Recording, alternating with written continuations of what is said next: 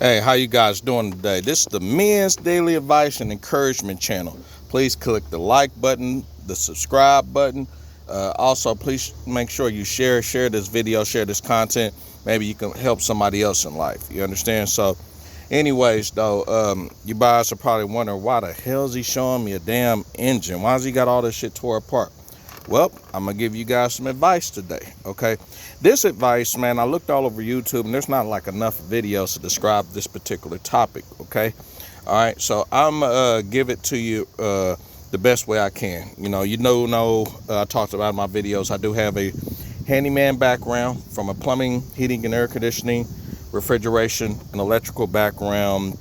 And then also, too, I do work on vehicles from time to time, I strongly promote freelance work and also working for yourself work, so you can get away from the thumb of working for other people, because I believe you should be working for yourself or have a business where money comes in automatically, where you delegate individuals to do the tasks you don't feel like doing. But also, too, you got hobbies that you still like to do from time to time. And so this so happened to be one of my handyman hobbies that I still do, either on my personal vehicles or for someone else for a few bucks. So anyways, though, so on this particular topic, I'm going to talk about on a seized engine that seems like it is locked. Okay, I'm going to talk about that, how to unseize it and what to do. There's a lot of people that recommend, I'll just say fucking and get another engine or whatever. But this video, I'm going to talk about, before you even consider getting another engine, try this. I'm telling you, it's worked for me. I've tested this thing out and it's terrific, you guys. So make sure you grab a pen, paper, take some notes, you guys. And this is for any young guy out there, or even older guys too, that actually has these engine problems you run into, because you're going to run into this shit one way or another, especially on used vehicles. I always recommend, if you got a lump sum of money, at least 20 grand, man, get a new vehicle, okay? Don't do any dumb shit, like, for example, in the black community, one of the famous things they like to promote is when you get a lot of money, go buy another vehicle that's used and then save your money so you can have more money. I disagree with that. No, listen, buy the damn brand new vehicle, brand new. So you're the new owner, you're the only owner, okay? And then also too, right, a lot of them come with like 100,000, maybe 120,000 mile warranties and 10-year warranties. So I highly recommend new vehicle, okay? New vehicle. Now, if you're just starting out and getting your feet wet and never had a vehicle anymore, or whatever, you can get a used vehicle. That's perfectly fine. Just make sure, in my opinion, you get it under 50,000 miles. That's just my opinion, okay? All right? And if you're going to get a engine, I don't recommend just getting an engine that already have miles on it. No, I recommend spending the serious cake, the real cake, and getting a brand new remanufactured engine, because once you get one of those engines or whatever, you're not going to have to see a mechanic or do anything serious on it for at least 5-10 years.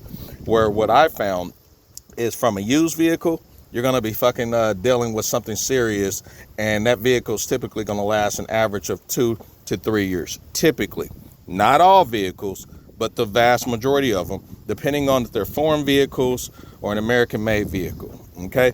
So anyway, let's go ahead and dive into it. This particular vehicle, it is a 2003 Nissan Murano SL AWD, all-wheel drive, okay? So I'm going to show you guys how I unseized this engine, right? I thought I had lost hope on it, but I will tell you, there is still a way, okay? All right? So anyway, so what I did was I looked inside of here. This is my spark plugs. These are my spark plugs, okay? So you're going to see the coil packs here, right? They're also spark plug cables, but they may call them coil packs. It depends on your vehicle. All right, but this is a 2003 Nissan Murano. And you can do this on any vehicle, okay, what I'm about to show you, okay?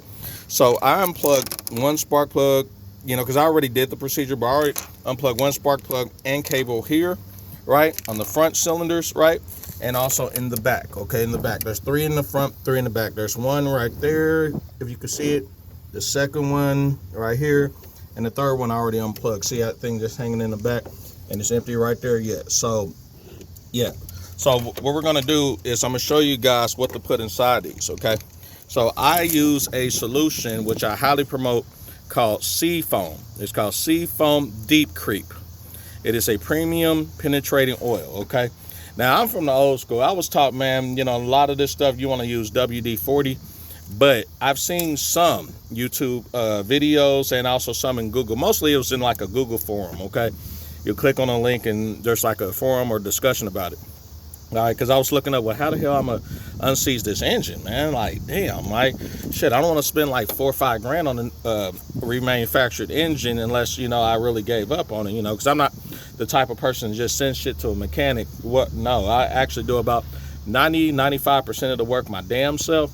And then when it gets to a point I can't do it, then I'll send it to a mechanic and get an estimate and all this other shit, you know, or have the vehicle towed there.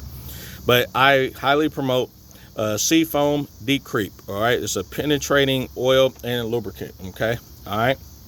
There's another one called Kroil, Kroil.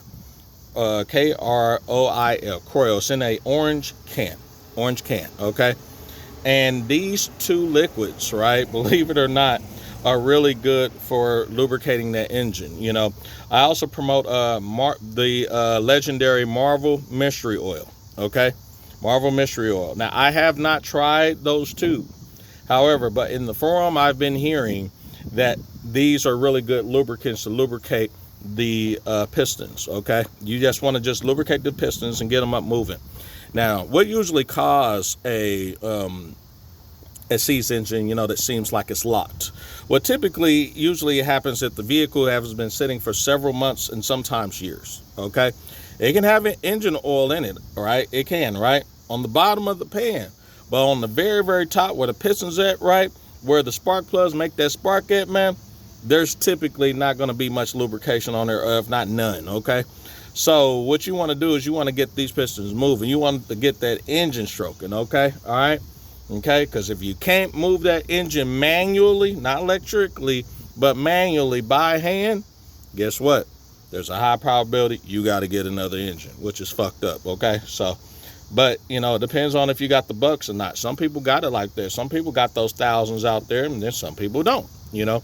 It really depends, you know? So, but anyway, I want you guys to try this by a company called Seafoam. It's called Deep Creep, okay? Deep Creep, okay?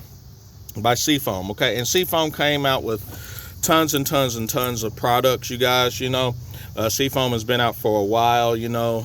You can actually use this and also to the regular Seafoam as a cleaner. Yes, you can clean the side of your vehicle, have it shining up like really good. It's really powerful stuff, you know. So I actually bought 2 cans of it, so I recommend if you guys get anywhere between 2 to 4 cans if possible to do this procedure. You know, you're going to spend the money, you know. It's going to cost you roughly between $12 to $15 a can, okay? Same thing with Kroil, all right? It's going to be, Kroil's usually about $15 a can. I know Amazon sold it, but me, I actually got this from AutoZone, and you can also get it on eBay. I'm a big eBay shopper, so. But anyway, without further ado, this is all you're going to do, man. I'm going to go straight into it, okay? So remember, 2003 Nissan Murano, you're going to take out all the spark plugs, right? All right, I just left these on here because I already did it, okay? You're going to take out all the spark plugs, and you're going to take out all the spark plug cables. You're going to remove them, so they all 6 of them. In my case, I got 6. You may have 8, you might have 4. I don't know, okay? Everybody's different. Remove them all. The next thing, once you remove them all, right, then what you're going to do is you're going to take this right here, and you're going to spray this literally inside of each one, okay? I'm going to peek in there. You see how that is without a spark plug? So I'm going to peek in there. Once I peek inside of there, right, then I'm going to spray it in there heavy, right? Spray this shit in there heavy, right? And you don't have to have necessarily just an equal amount. You want to spray it on here, here, here. You want to kind of spread all around to make sure it's good and heavy. You understand? Okay. The next thing you're going to do as you're spraying this good and heavy, right? You're going to go ahead and let that shit sit. Okay. All right. Let it sit. Okay. Let it sit for, I would say, about 4 hours to 24 hours. Okay. Since I actually did it at nighttime, right? Well, actually, it was turning nighttime on my time. You know, I'm in Central Standard Time. Okay. Since it was turning nighttime and I had things to do and I had to tend to my daughter, I went on ahead and let this stuff sit. But you're going to spray this stuff heavy in each of these cylinders, real heavy. I'm talking real heavy. So the can is damn near empty. You want to get this can like damn near 95% empty, okay? Make sure you got the stick on there, man, so you can get in there, because the back areas, that stick right here is going to be your best friend. I am telling you, so you can get in these areas here. All right. Now, as you can see, you're like, damn, you got access to everything. Yeah, because I moved my carburetor and intake and all that shit manifold out of the way. See, it's sitting right here on the car on the bottom. Now, I did not do that for the intent of that, but I had to take this off because I figured if I'm also working on the spark plugs, I might as well take it off so it won't be in my way. But also, too, I had a piece of pipe on here that did bend. If I can find the pipe on here, I'll show it to you guys. But it did bend. Here we go. Yeah. So here was the pipe here. Okay. I don't know if you guys could see it. Okay. That little piece of pipe here. All right. Yeah. That piece of pipe right there. Okay. This thing was crooked. So I took it in the house. Okay. And bent that thing right back in place. So now it's nice and smooth. You see where I'm at? That line actually has a little small radiator fluid line that actually hooked to it. You know. So yeah, but I got it back straight and everything. You know, I was like worried, like, fuck, I got to get another piece of pipe and shit, or, you know, I don't know, man, you know, whatever, or, you know, I would have figured that shit out, goddamn it, hell, I would have figured out, man, I would have figured out, I wouldn't let that shit hold me down. So, and it goes to this particular line back here, you know, but that's the reason I took it off, so I can have better access. But once you get the carburetor off, and also too the windshield housing, because right here, this is the windshield motor housing. It stretches from here to here, okay? See my hand here? It stretches from all the way over there to over there, okay? And I got it in the vehicle, okay? It's in the back of the vehicle. It's a big housing. Let me see. I think I can find that thing. Let me see so I can show y'all real quick. I think it's in the back somewhere. Give me one moment, you know. Bear with me. Okay, got you. Okay, so here's the housing right here. I put it all in the back right here, as you can see. But that's the housing right here. It's a big-ass piece of metal, okay? All right, but I took that off. It gets you access to all the spark plugs, right? All right, on these vehicles. I told y'all these foreign vehicles are going to be probably the most difficult vehicles to work on, in my opinion. But once you put in the work for it, it's well worth it compared to some of the American vehicles, you know. Because American vehicles back in the day, like in the 90s and shit, let me tell you something. The engines weren't on the side like this one. See how the engine's here on the side, right? Back in our day, shit, the fucking engine was sitting right here in the front, okay? Where you got access to the serpentine belt, the alternator, the water pump, everything was sitting right there. Only thing you had to do, just move certain things out of the way and get access. In this case, you got to move tires, you got to move sometimes other crap out of the way just to get access, so which could be a hassle. So, but anyways, now remember, this is provided you've already did your safety and already unplugged your battery and everything. You know, hopefully you did that, okay? I did, so. But anyway, so you're going to spray that on there heavy. You're going to let that shit sit, man, for about, in my case, I did it for 24 hours, okay? After I let it sit for 24 hours, what ended up happening was I came back out and tried to twist the engine. Now, I'm going to twist the engine from over here. I'm going over towards the engine. This is the crankshaft, okay? This is the crankshaft. Old schools, we used to call it the harmonic balancer, okay? Anybody say twist the engine or crankshaft, this is what they use, okay? And this is what they mean, okay? All right, right here, this my my air conditioning compressor, right? But right here is the engine, right? You know, okay? You're gonna slap it right there on that thing. Now some guys use breaker bars. I like to use other stuff. I use the torque wrench, man, okay? Because I like to go ahead and actually flick them back and forth. You know, where the breaker bar, you got to take it off and readjust it. I ain't got time for that, man. You're not going to just do it by a flick, okay? I had to use a 3/4 inch extension, long one, you know, so I actually applied it on there, you know, as you can see, you know. And this is 3/4 right here. You understand? 3/4, okay? So I slapped that on there just like so. And then after I let it sit for 24 hours, right, I try to twist it one way, right? You could twist it from left and right, right? And if it does not go or whatever, then what you got to do is come back again with your second can. Here's my second can here, okay? So I got my first can and my second can. And your second can, I'm telling you, it's going to do some justice. You're going to come back with that second can. Here's your first can, and I did it with my second can, all right? You're going to come back with the second can and hit that shit again, man. You're going to hit those three back there big time. Hit it hard, then hit it hard, right? Because the first time, right, I did it, I came out, and I ended up breaking this extension. You see that, man? That engine is heavy. Okay, that engine's heavy, so I ended up breaking. But I had another one, okay? So, well, actually, it's like a reducer, man. You know, I said extension. So I broke the reducer, and I thought, you know, on those forums, they were like, just twist the engine, but they never tell you if it twists left or twists right or what have you. So I talked to an old school mechanic. Now, that's where I get a lot of my knowledge from, is from old school, drunk as fuck ass mechanics, right? You know, because a lot of the stuff you're going to be doing in times, either you know it or you don't, or you just play the guessing game, okay? But I always recommend, if you don't know the answer, ask somebody who do, okay? You're going to get an answer out of somewhere. And this guy told me that, I was like, well, when it comes to unseasoning the engine, okay, after the first time or second time, do you give up? He said, nah, hell no, you don't give up. He said, that's too easy. I said, what would you do? He said, nah, this time, what you're going to do, right, is hit a second can on there, or you don't take some heavy oil, right? Heavy lubricant. And if you got to, fill all 6 of these up, man. I'm like, for real? And he said, yeah, fill these motherfuckers up. He said, and then what you're going to do is you're going to let that shit sit. If you got to, let it sit for a week. You're going to get those cylinders to move one way or another, right? I said, damn, for real? He said, yeah, don't be afraid, because once they sit, if you get the cylinders to move, what's going to end up happening is it's going to break down all the old oil, dirt, corrosion, all that shit inside of there. It's kind of like Drano, you know, inside of a plumbing.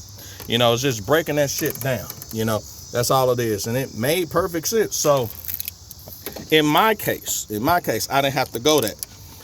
Google even said, though, on a C's engine, right? On the C, this is a C's engine, that you want to try this, man, like 3 times. I would say 2 to 3 times, let it sit for a few hours. Other guys are saying, man, just let that shit sit for a few days or a week, man. I let this shit sit for 48 hours, okay? Man, I tried this shit the second time, man. Look, both these bottles are damn near empty, by the way, okay? For the second time. Now, I'm going to come on over and show y'all what I did so y'all can say, damn, this dude is off the chain. Now, hopefully y'all can see this shit. Hopefully y'all can see it. I'm going to put my torque wrench up there. Here we go. Okay? Let me see. I'm gonna go ahead and let me see if I can go the other direction with it, because I just took it off when I had you guys on there. Let me see. See that engine turning? See that? It's turning. See that? It's turning, okay? If it wasn't turning, the torque wrench would move, okay? You want to keep turning it up and down. Right, this is the first time you do it. You're gonna turn it up and down, spray the spray on there heavy, right? And then go ahead and come back down here and turn this thing from left to right or right to left. Now, when it stopped, because that means that, okay, all the compression, right, all the turning you done, right, those valves or what have you, right, they got to a stopping point. Now you want to go ahead and go in reverse, go the other way. Okay, so let me see if I can turn it the other way. Okay. Now, I'm going the other way. Here we go. See that? 1, 2, 3. And you're going to put a little bit of elbow grease in this thing, okay? But the key component is, as long as we got this thing going, that's all that matters. See that? And while you're turning it, guess what's happening on the top of that engine? That lubricant is getting into those valves. You see where I'm at? It's getting into those pistons. Getting into those areas that you were having problems with. See where I'm at? That thing is turning. Now, once it gets to a stopping point, you're going to do it again. Now, only thing you're doing is rotating the engine, so then any lubricant that's in there can slowly start moving downward towards the areas of you need it. You should be able to turn this thing like I'm doing, either with one hand or 2 hands, making sure that when you turn this engine, this thing moves, okay? Let me see if I can do it one more time from this end. I gotta find a way to position this camera so y'all can see this shit, you know, before this fall. I don't want this thing to fall. Let me see. Okay, I think I got it, cool. But I think y'all get the picture, you know, right? There we go, boom. See that? Wow. See that? The engine move. See what I'm saying? Crankshaft, harmonic balancer, that shit's moving. See that? The Only thing we wanted to do is move. I want to show y'all proof so y'all won't think I'm lying. This stuff is moving. Wow, see that rotation? Wow. Now I apologize, y'all might hear some stuff in the background. I got cars and other people out there passing by and shit, you know, but it's cool. That's all I'm saying, okay? This thing tends to slip because I got a little bit of oil on there. And then also too, what I usually do too is I took some of that and I sprayed in the back of here too, in this area and on the top of it, so you can make sure that stayed lubricated too. So when you turning this thing, man, or whatever, you want to make sure that all the aspects of the things that you are turning actually rotates, okay? But that's what you want to do, is make sure this engine is rotating. Now, if this thing wouldn't turn at all, I'd be in deep shit, man. I would be fucked up. You understand? I have to get another engine, you know, so. But anyway, you guys seen my torque wrench turn. You've seen this crankshaft slash harmonic balancer turn, okay? Old schools call it harmonic balancer or whatever, but you've seen it turn, so that lets me know that now the engine is turning, right? I'm good to go, because that is a huge relief, man, to actually make sure that that thing is unseized and the engine is turning. So let's review. Make sure that if you do this, man, don't give up. I'm gonna swear to God, do not give up. Get you about 2 to 4 cans of this Deep Creep by Chrome, okay? Also use Kroil, K-R-O-I-L, in a big old orange can, okay? Kroil, and then you also want to use a Marvel Mystery Oil. I heard about that, okay? And also heard you can use Lucas engine cleaner and also gunk engine cleaner, okay? But if you're going to use those higher concentrated liquids, I would highly recommend to fill all of these up. Fill this one up, this one up, this one up, this one up, this one up. Now you're probably worried, damn, it's going to go all the way to the engine. Don't worry about that shit, man. Just fill it all the way up. Fill it all the way up, okay? Don't let it spill over. You want to have like a little bit of gap here, okay? But fill it up, right? Make sure they're all even, okay? All right? You're going to need flashlights for this shit, man, so you can see in the inside of here, okay? You're going to need flashlights, okay? Get your flashlights, okay? Once they fill up, let them sit. I say let them sit. If you can, let it sit for 7 days, you know? Let it sit for a couple days. Whatever. You want to get the lubricants in there, okay? And make sure that thing moves like I had it moving, okay? All right? Especially if they've been sitting for months and years, because there's no telling what that lubricant's going to do, okay? Once you got that in there, then you go over there, take your breaker bar or torque wrench like I use, and try to twist that engine. And if that engine twists or whatever, then after that, go ahead and either apply a little bit more lubricant, or if you try the other method where I said put the lubricant in there, let it sit. Now the engine is sitting, okay? Go ahead and let it sit a little bit more. Let it sit for a few more hours, then go ahead and go back and retwist it, because you got a shitload of fluid in there versus using these cans. You know what I mean? You understand? And when you put the fluid in there, you're going to get like gallon bottles, like about 4 or 5 gallon bottles. You know, spend the money, man. It's going to be worth it. You know, I'd rather spend $200 to $300 on some lubricant, man, rather than actually be spending like 4 or 5 grand on the engine, though, man. It's just, you know, common sense. You understand? You know, or a used engine with miles on it. You understand? So, but anyways, though, I just thought I wanted to share you guys this, though, and everything, you know. But yeah, I highly recommend Deep Creep. You know, make sure you go to Harbor Freight, go get you a breaker bar or a torque wrench. You know, your local Harbor Freight. You know, I highly recommend Harbor Freight or eBay. You know, to get your cheap tools. You know, and tools that got warranty on there. You know, it doesn't make any sense, man, giving out free money, though, right, and spending money on expensive things if you don't have to. You understand? You know, so, you know, it's just all about being, you know, financially mature instead of being financially immature, okay? All right. So anyway, I'm about to put this carburetor assembly and intake and all this back on. We're gonna get these spark plugs back in here, and then after that, you know, I'm gonna tighten up the belt, you know, because I had to also too, let me tell you guys this, you know, so you guys won't think I'm cheating you out. This belt here, I had to loosen this belt out too. This belt is very loose. I'm going to tighten that belt. As you can see the belt?